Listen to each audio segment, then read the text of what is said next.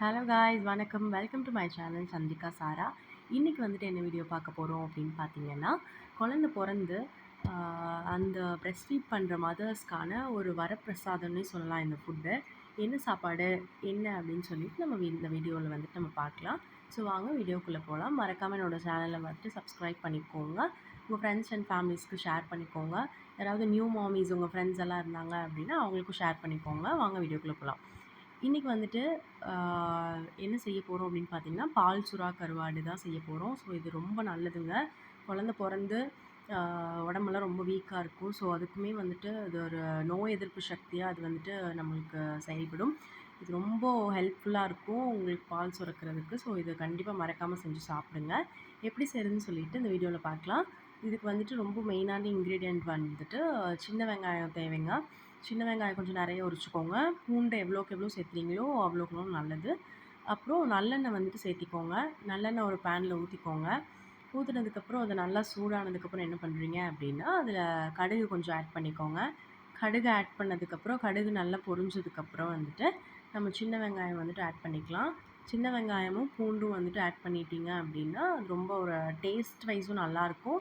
பூண்டும் வந்துட்டு உங்களுக்கு பால் வந்துட்டு இன்க்ரீஸ் பண்ணி கொடுக்கும் குழந்தைங்களுக்கு. ஸோ அதனால் அதை ஆட் பண்ணிக்கோங்க. கொஞ்சம் கருவேப்பிலை ஆட் பண்ணிக்கோங்க. அதை வந்துட்டு நல்லா வதக்கிக்கோங்க. வதக்குனதுக்கப்புறம் ஒரு 2 பெரிய சைஸ் தக்காளி எடுத்துக்கோங்க. தக்காளி வந்துட்டு அது கூட சேர்த்துக்கோங்க. சேர்த்து அந்த தக்காளியுமே வந்துட்டு நல்லா ஸ்மாஷ் ஆகி வர மாதிரி இருக்கணும். தேவையான அளவு உப்பு சேர்த்துக்கோங்க உங்களுக்கு. ஏன்னா கருவாட்டிலேயே உப்பு இருக்கும். ஸோ பார்த்துட்டு சேர்த்துக்கோங்க. லைட்டாக சேர்த்துக்கோங்க. லாஸ்ட்டில் டேஸ்ட் பண்ணிவிட்டு பத்தலை அப்படின்ற பட்சத்தில் நீங்கள் உப்பு சேர்த்துக்கலாம்.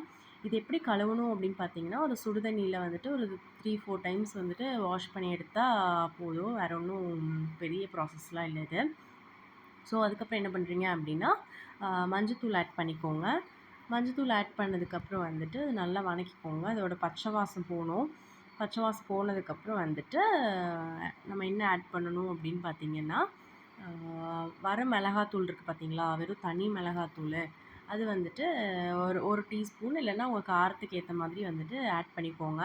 ஏன்னா ஒரு 4-5 பீஸ் தான் வந்துட்டு சாப்பிட முடியும். ஸோ அதனால் கொஞ்சம் காரத்துக்கு தேவையான அளவு மட்டும் அதுவும் நல்லா வதங்குனதுக்கப்புறம் அதோட பச்சை வாசம் போனதுக்கப்புறம் வந்துட்டு நம்ம கருவாடு க்ளீன் பண்ணி வச்சுருக்கோம் பார்த்தீங்களா, சுடு தண்ணியில் க்ளீன் பண்ணி வச்சுருக்கோம் பார்த்தீங்களா, அந்த கருவாடு எடுத்து வந்துட்டு நம்ம அதில் போட்டுக்கலாம்.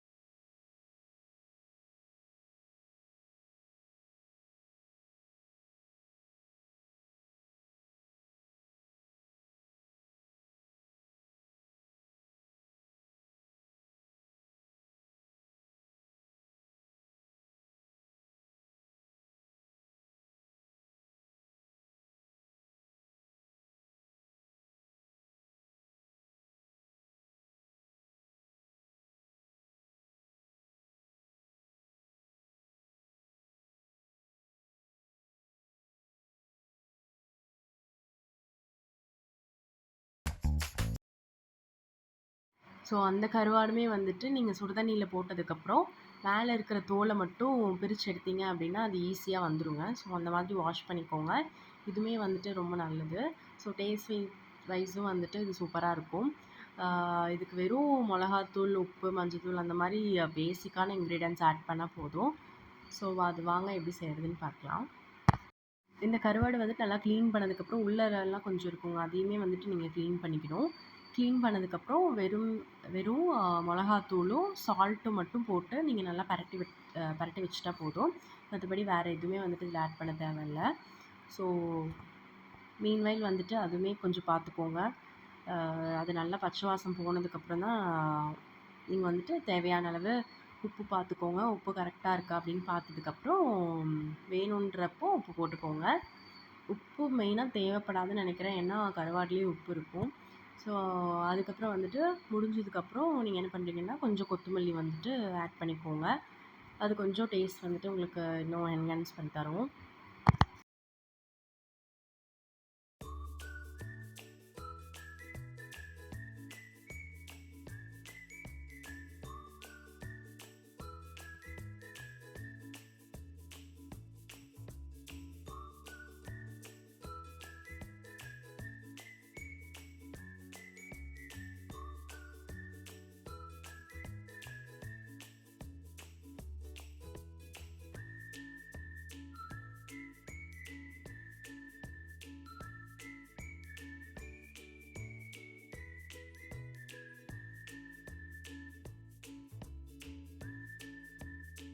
நம்ம இந்த பட்டை கருவாடு ஒன்று பார்த்தோம் இல்லைங்களா, அதுக்கு வந்துட்டு தேங்காய் எண்ணெய் ஆட் பண்ணிக்கோங்க. அதுதான் கொஞ்சம் நல்லா டேஸ்ட் கொடுக்கும் அதுக்கு.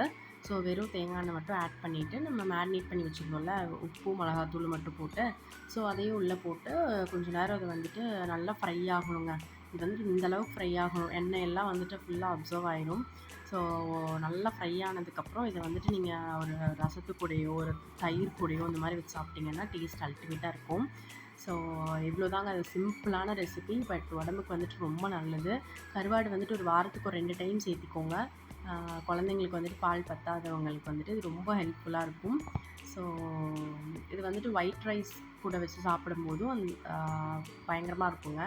பால் சுறா கருவாடு இருக்குது பார்த்தீங்களா, அந்த கிரேவி வந்துட்டு ஒயிட் ரைஸ் நல்லா சுடு சாப்பாட்டில் சாப்பிட்டீங்க அப்படின்னா சூப்பராக இருக்கும்.